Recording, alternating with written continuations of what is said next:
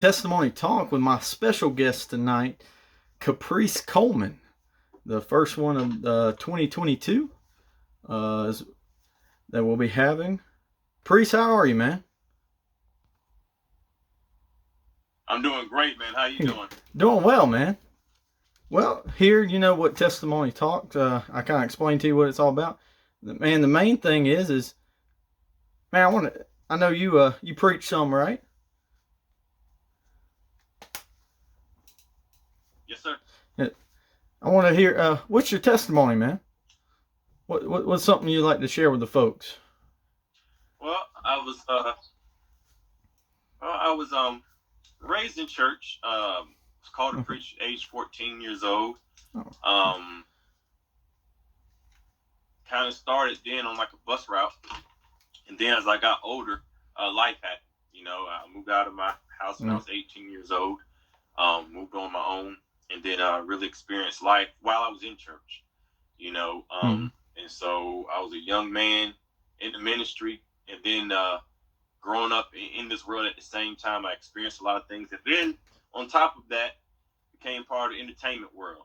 So I've pretty much been through probably anything you could bring up and experienced it all. And to God be the glory, I'm still here. And what I believe is done is giving me a heart for people to understand that you can go through anything and still have God's love. And you can also experience things, and it gives you love for people to understand that, sometimes life is hard, and sometimes it is a lot easier said than done just to walk away from things. So I believe I have a heart of understanding for people, a heart of love for people, and I enjoy pro wrestling as well. Amen, man. Same here. I know I was actually training to be a professional wrestler back when I was 16, 17. And life happened to me, man. And in my senior year, that's when I got a call to be a youth minister. And I changed everything and went towards going to school to be a youth minister. And now God called me to be a pastor, ironically. And it fell on my heart. This YouTube page, I do it for fun. I got a bunch of friends I made over the years. Some of them live all around the United States through wrestling. I mean, I said, you know what, I'm going to start a page. When this COVID hit, I didn't get to see nobody. And then God laid on my heart, said, you need to do more with it. Take the next step.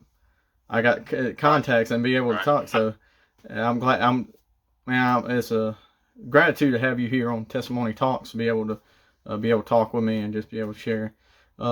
Man, how hard is it to in the entertainment world and share the love of Christ? I know it's got to be challenging sometimes. Well, it can be, and I think it's up to the individual, their relationship. I think I was blessed because I came in this way. I didn't come in and didn't change. So everybody pretty much knows who I am. They approached me that way, and I think I've had enough time to prove myself to where like people know it's not a gimmick. So it hasn't really been a challenge per se, because I have a respect that I'm given, that a lot of times I'm protected by others, if that makes any sense, because things that would happen, I've seen where people would approach me with something and somebody else would cut that off right before it happens, because like, no, don't bring that to Caprice. Caprice is that and this and that. And not that I'm perfect or anything like that. It's just the respect that I believe people have for me. They respect me enough now to where they don't even allow people to come at me with mess. So it's also made me approachable as well. Like, people talk to me. I talk to people. I love people, man. And I just live through life in front of them. I heard one of my pastors say one time, he said, the best advice I can give you is preach the word, preach the word, preach the word. And if you have to, use words. And that thing to me is just saying is living the life. I don't run around Bible beating and judging people. I live in front of them, and they know what I'm about. And then when something goes on, they want to talk. That's what we talk. Amen. That's the same here, man. About like Paul, right? What he did, he just went around and wanted to share the love of God, man. Tell him about it. I'll tell you, man. The one thing I know you're a big part of. I was going to talk about it later, but I'll go ahead and bring it up. I know you're part of AML. You're the champ, right? Yeah, still champ. Man, one of the blessings I've seen through their program of Wrestlecade that they do each and every year, I had the ability of chance of having some of my friends at the college. I got them into the wrestling, and they said we've never been to a show. First show I took them to a Wrestlecade, and we went there, and they're pastors too, and so we went around. So you know what, God brought us here more than just enjoy and time. We actually got to go around and just share Christ while we were around people there at the event, as well as being able to go. We actually passed out some books just through the town of Winston-Salem. We had these books called the Life Book. I don't know if you ever heard of it. And just being able to pass those out and just share God with them. And I mean, I'll tell you, it was cool to people I never met before. I know they'll probably check this video out that from Raleigh. I got to talk to them because we were standing in line together.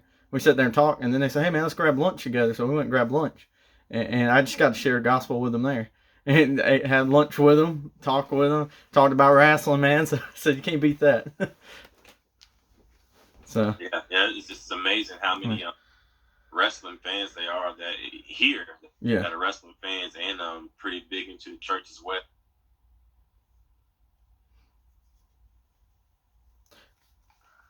Going into some of the wrestling questions I had for you, I know we're going to spend a little bit of time on that. I saw that you were trained by the Hardy Boyz, right? Yeah, mostly Matt. Jeff was there too. Absolutely. Still really good friends with them. Awesome, man. Yeah, I gotta say, I guess I bet you could see Matt be a more of a trainer type when his life the retirement spans comes on later on. Because I've always heard that Matt wanted to be like a teacher. He's one. Well, he's one now, man. He's always teaching, man. Always mentoring, even with the private party that he has at AEW and other guys, man. That's just the type of person he is. So, and I'm kind of the same way, man. I love this sport, and the older you get, and you see people coming, you want to teach them the right way if their heart's in the right place, and especially like if they're eager to learn.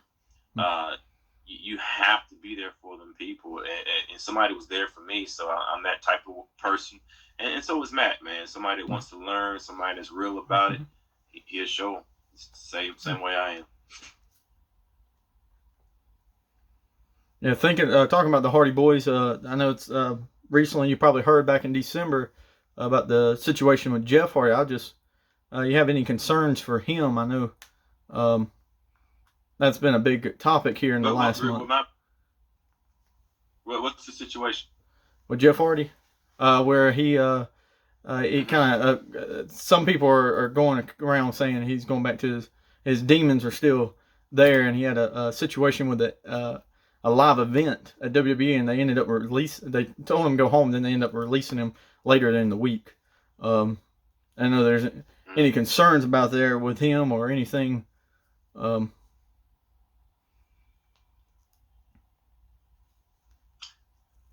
you asking a question? Are you asking yeah. Any concerns of Jeff Hardy? No,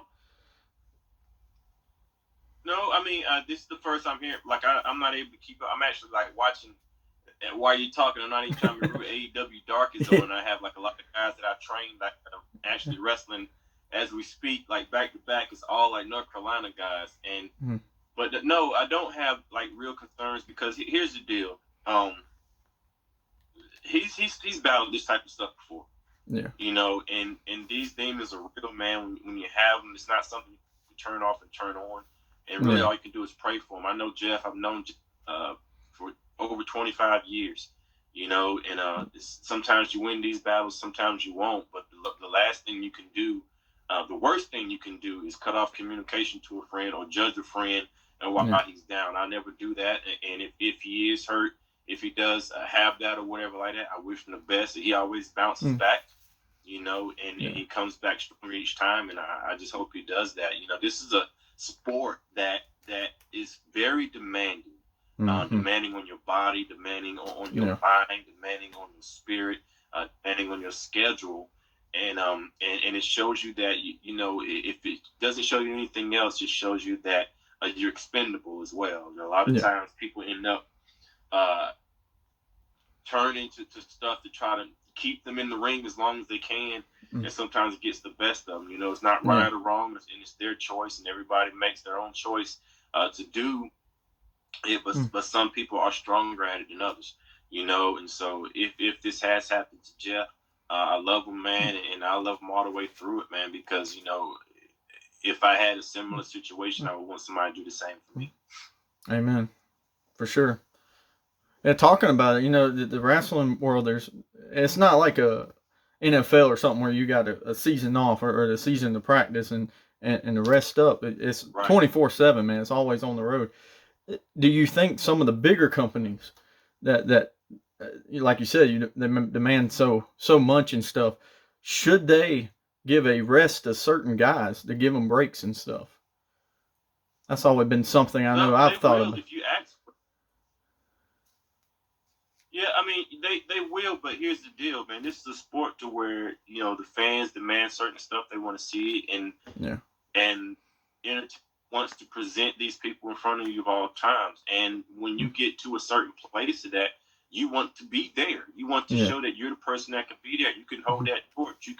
You can hold that light. You can be the head of the company. You can be whatever they need you to be, because they're paying you, you know, an immense amount of money to do these things. And you know that if you're not doing that, then it could be taken away from you just like that. And I believe Jeff is in a comfortable place to where some of these things, you know, aren't as hard as a decision as they were before, but they're still real. And if you think about Jeff and I around the same age, so, you know, mid-40s, you've been doing this stuff for over 25 years.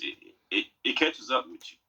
Yeah. You know, and so I don't know about it. I don't know what he's faced with. I'm definitely not going to judge or anything like that, but I do know that the body is very demanding. I mean, the schedule is very demanding, and you can get those times, but you can get those times and also be replaced by somebody that doesn't need that time as well. Talking about the different promotions and stuff, what are some of the favorite promotion that you enjoyed working with?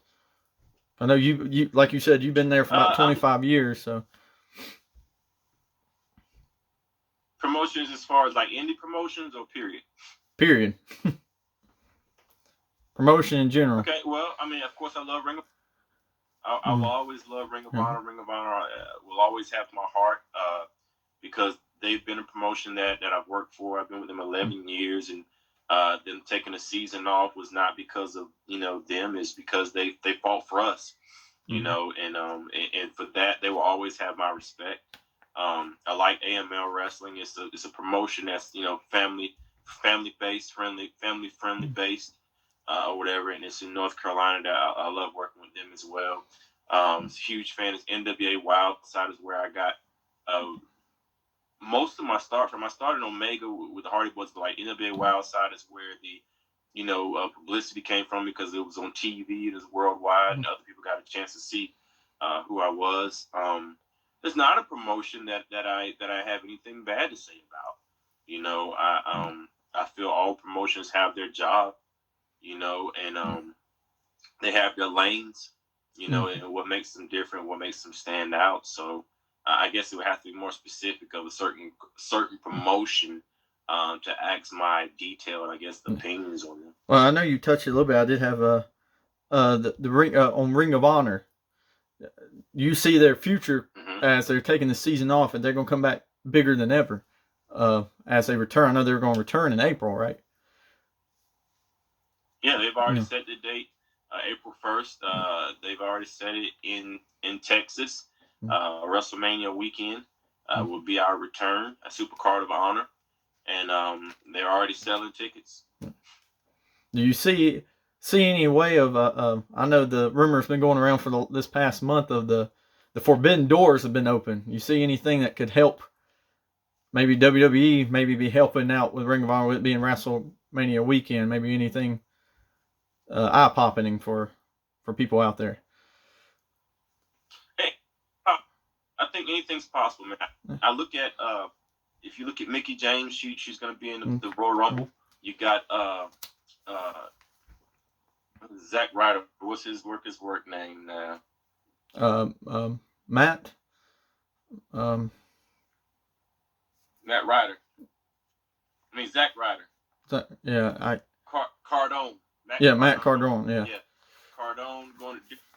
Yeah, you have different athletes walking into different doors, man, and all you can do is embrace it. I think that's what it's about. Back in the day, it was the territories, to where you could go different places in the territories, and they traded athletes. I've always wanted them to do the same in pro wrestling, and so if that happens, great. Those doors, opening those doors is always great. And you see, even in TNA, how some Ring of Honor guys have kind of made an impact there. With Matt Taven and Bennett, Maria, PCO, and Vincent. And so, and even the Ring of Honor title being defended there by Jonathan Gresham. And also the Women of Honor women title was just won by Deanna Purrazzo. So I believe those mixes are great all over. For sure. And I'm pretty sure they'll spill over to the Super Show. Oh, yeah. I'll be looking forward to seeing that. I know in Ring of Honor, you used to have a tag team, right, too, with Cedric Alexander? Yeah. We were CNC Wrestle Factory. Friend of mine, he was kind of my mentee for a little while, and when I met him, he was just a young guy that was really, really, really, really, really good at wrestling, and I was told to kind of mentor him a little bit, and never had to teach him anything in the ring, man. It was always the after show to kind of stuff I worked with him on, and we became really good friends. And now look at him; he's a married man with a daughter, beautiful daughter. He's a great father, and he's having a great career. Is there any matches that you can remember teaming up with him that you said, man, that was just like the match of the year? I don't know, man. I've had a lot of good matches. I wrestled the Young Bucks with them, American Wolves, the World's Greatest Tag Team, the Briscoe Brothers. We've had a lot of multiple matches with the Briscoes in the Young Bucks. In the World's Greatest Tag Team, was kind of like the main scum, the All Night Express. All these guys, and they were just matches to where I think the people we've had probably our best matches with would probably be like the Young Bucks and the Briscoes would probably be our favorite matches, because they were matches to where each time they could have went either way, and we have wins over them and they had wins over us, and so it kind of had us at the top of the tag team. That we were number one contenders for the tag team titles a lot of times. Was with the Red Dragon. We've had tag team matches against them, and so it was always good. Always good. Good chemistry all the way around. Cedric and I, whether we were tagging or wrestling each other. Is it, if you could pick, we always call the Mount Rushmore of people who've done Mount Rushmore. They're the people. Hey, this is the people that are the best of the best in wrestling and stuff. If you had to pick a Mount Rushmore of people you worked with, who would you put up there?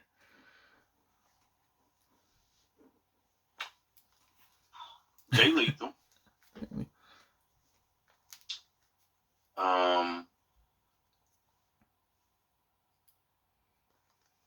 Shelton Benjamin. He doesn't get the credit he deserves, man. He's a general, man. He's a ring general. Chavo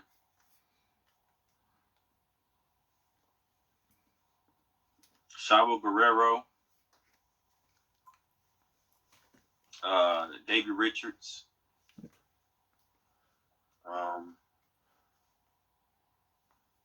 Is that three? How many is that? That's four. He said David Richards, Chavo, Shelton, and Jay Lethal. Yeah, I agree with you 100%. Yeah, Shelton Benjamin, I think, was so underrated. The talent he has. Yeah. I think he could go so much more. And these are guys that I've wrestled that pull stuff out of me. You know, a lot of times when I'm in the ring, I'm kind of the general now. I've been in this stuff for over 25 years. But these are guys that I've wrestled that dig deep inside of me and pull stuff out. You know, and that make me go the extra mile or pull stuff out of me I hadn't thought about or whatever, and make me think a different way. And so that's why I named those guys. And there are a lot of great wrestlers out there. I believe Jonathan Gresham is one of the best. There's so many, man. So many. Yeah. Well, who is a dream opponent that you have not worked with yet that you would like to work with? Ooh.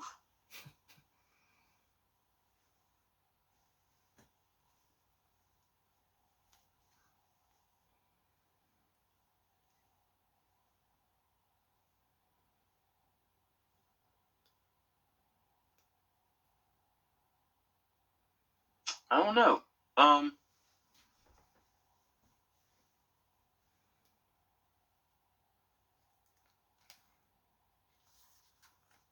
Maybe CM Punk. CM Punk? Okay. Maybe CM Punk. And the only reason why I say CM Punk is because I've known CM Punk for over 20 years, and he's always been the same guy.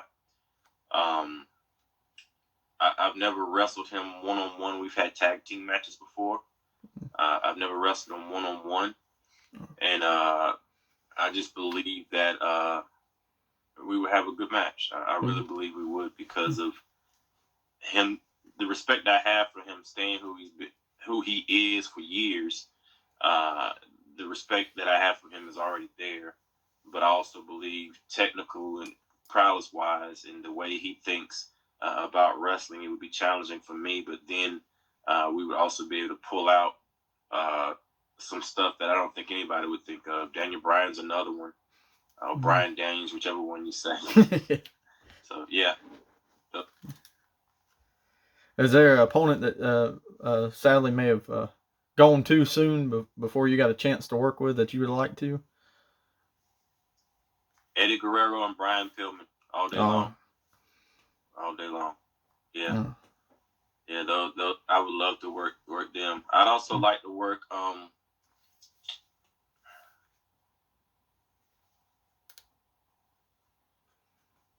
Dolph Ziggler. Awesome. I think he's a great athlete as well. I would love to have a match with him. And I know I mentioned a minute ago about AML. Is there anything that you could hype up? I know y'all gonna have a pay-per-view coming up January 30th, right? The War Games. Anything you can hype up about your match or for that? There's nothing else to hype up. It's War Games, man. It's two rings inside the steel cage and 10 men inside of that cage. We have on my side, we have George South, the legend himself. We have the Extreme Horsemen, Stubby Anderson and PQ. We also have the Infinite One, TIM. Our five against the Dawson brothers and against Brad Attitude, Kobe Carino, and Andrew Everett. And we would be managed by JJ Dillon, and they would be managed by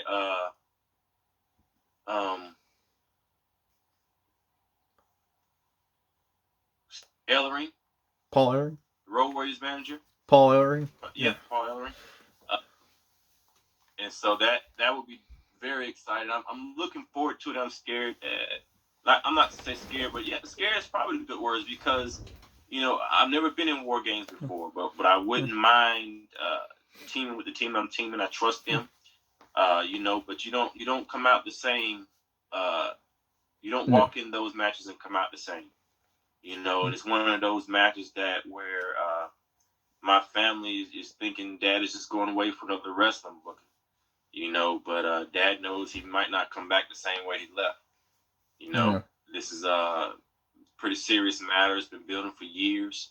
At AML between the Dawsons and the Extreme Horsing, also between Kobe and George South, and the issues I've had with Brad Attitude, I can handle inside of a regular ring, you know.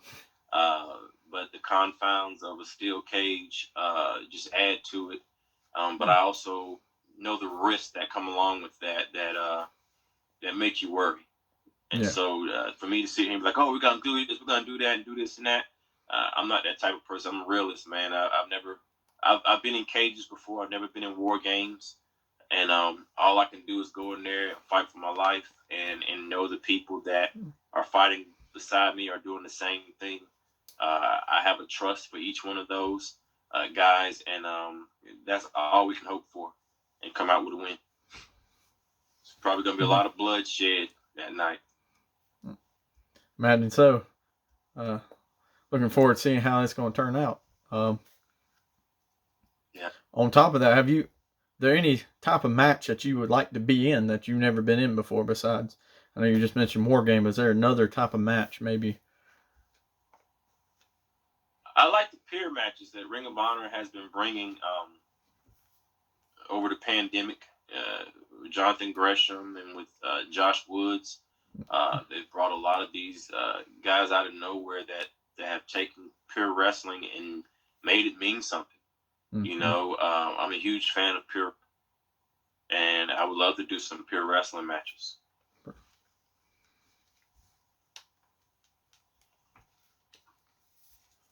You have any future goals or anything that you're looking forward to, or the future for this coming year? Maybe it's 5 years down the road.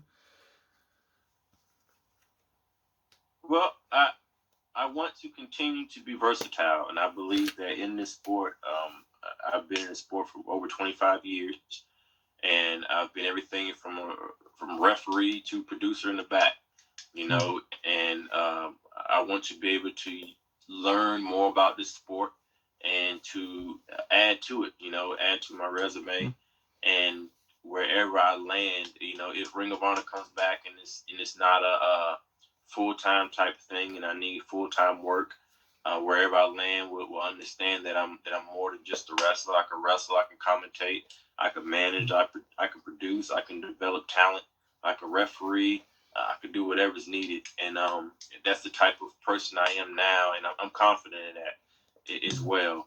So I'm able to look at talent and bring out the best of them. I have great ideas creatively.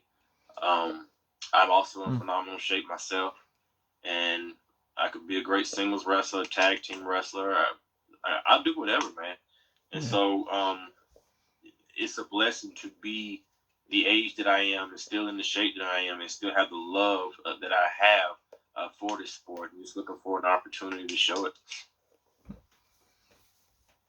Yeah, I think that's always a good thing to have the variety, like you're saying, you know, to be able to do all those things. Because you never know if something comes up or an injury happens. I hate it about, I know, like Samoa Joe and Corey Graves, you know, but look how they developed in the new roles that they're able to do. I think that's so good to be able to just switch over and continue on with that. Yeah. And it's a gift, man, because everybody can't do it. If you look at, you know, every wrestler can't make that transition. I mean, the ones that can, you know, and have that opportunity to do it, you know, it just prolongs their career. Mm-hmm. And I'm thankful. I thank God that He's allowed me to stay healthy during my career and also give me other avenues to prolong my career, even if it's not inside of the square circle. Wrestling is still being part of the sport. Yeah.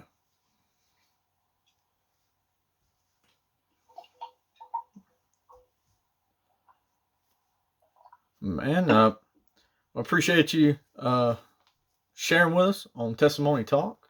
Is there any other thing you'd like to give a shout out to or to help promote the new Testimony Talk that's going to be out on YouTube and hopefully down the road that we'll be able to have a podcast as well? Well, I want to send some encouragement, man. I wanted to be part of this just because of the boldness that this is, be this testimony about, our walk in Christianity and all. And I just want to encourage anybody out there in faith that, walk the walk, do your best, stay encouraged, don't give it up. God still loves you, man. And even if you're a person that doesn't have faith and you have that void in your life, I know for a fact Jesus can fill that void. And I also know for a fact that there's nothing you could do to be too far away from him, and that he's always ready to welcome you in with open arms. He's a rock when you need a rock. He's a comfort when you need a comfort. He's love when you need love. And he's a forgiver. He has grace. He has mercy to give you what you need. And so sometimes we feel like in life, oh, I've done this, or I did this, or I went too far, or, if God, is God even real? And I'm letting you know from my heart, I know he's real. And don't worry about what other people think. It's not a, how's this, how's that? It's a personal relationship, and you can go off what other people say and do things their way, or you can look for him yourself.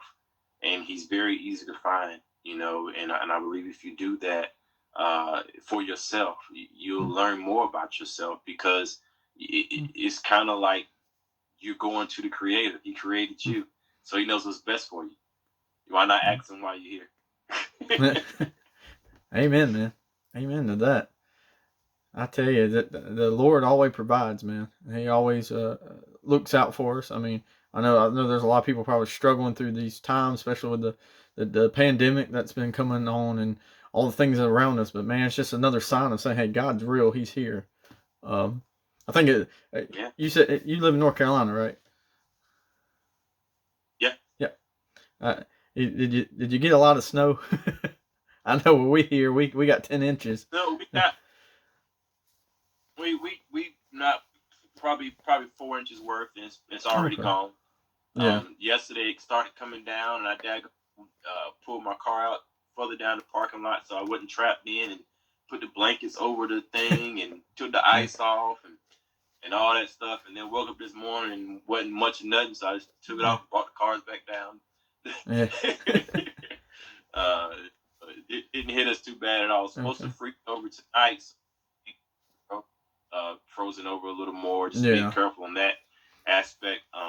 That we didn't get too hit too hard at all. That's good. Yeah, I know we got 10 inches here, and I just know, I said, well, it's kind of a blessing. Where are you at? Hendersonville. North Carolina? Yeah, North Carolina. Going towards the Blue Ridge Mountains. Okay. And on the other side of the state, I guess. Yeah. So, yeah, I'm in the mountain. Okay. I keep joking with Tracy. I said, when are you going to bring a show over here? You might do it. I keep telling her, I said, I'm waiting on you, because I had this idea. I tried a couple years back when I was at Fruitland. I tried to put on a show. I said, you got Wrestlecade. I said, why don't you do, they used to do Bash at the beach. I said, why not Bash in the mountains? And just put on a show. I had it all lined up, and then all the people that I had that was supposed to help me with the advertisement and stuff for it, that some of them backed out like just 3 or 4 weeks in advance. I'm like, well, I don't want to take a chance. I said, I've been to shows, because I've done security guard. I put up rings and stuff. So I've been to shows where guys didn't get paid. And I said, I ain't that type of person. I said, if I can't pay you, I'm not going to be able to. I said, I'm not going to take a chance. Oh, let's try to get this many people. So I said, I backed out of it. Right. So I said, you got a family to feed just like, anybody else. Right. Yeah. So, I mean, don't never say never, man. Like if it pops across to do that, I'm sure if Tracy could do it, man, he'll do it, man. You said the Bash at the mountain. Yeah, bashing. I thought of it because of Wrestlecade. I'm like, that's Starcade. So I said, well, why not do one in the summertime? I said, what about Bash at the beach, Bash in the mountain? I said, because we're in the mountains over here. So I said, that'd be kind of. I actually had a card lined up and everything. I remember I sat down and I sat there and how I was going to bring in the storylines and stuff. That's one thing I got kind of blessed with in the back. I always heard. I said, man, that's your position more, because me working out, I didn't get as big as everybody else. So I had more of a head mindset of it more than I did the physical aspect. So. Well, I didn't really get big as everybody else until I got older, man. When I first started wrestling, I wrestled all the way through high school. My freshman year, I wrestled weight class 103. My senior year, I wrestled weight class 119. Oh wow! I didn't have my growth spurt until I graduated high school. So my first pro wrestling match, I probably weighed like 160 pounds. Oh wow! And I just grow a little bit from there every year. So now, like, I think the most I've ever weighed was like 217, 220, or whatever like that. I've just always been able to stay in shape. So I do pretty good now.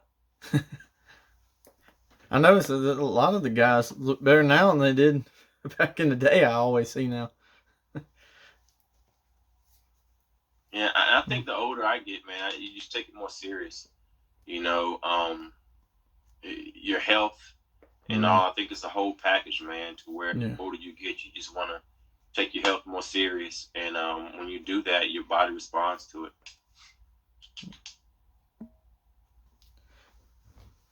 Well, man, I appreciate you here again on Testimony Talks. Appreciate your word and giving us a word from the Lord, man. And just get to hear about your life and your wrestling life.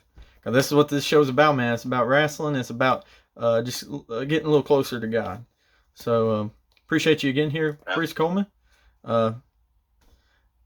Testimony Talk. Catch you next time. Check out next week as I'll have another guest with us, an indie wrestler, maybe not as popular, but please stay in tune and check him out.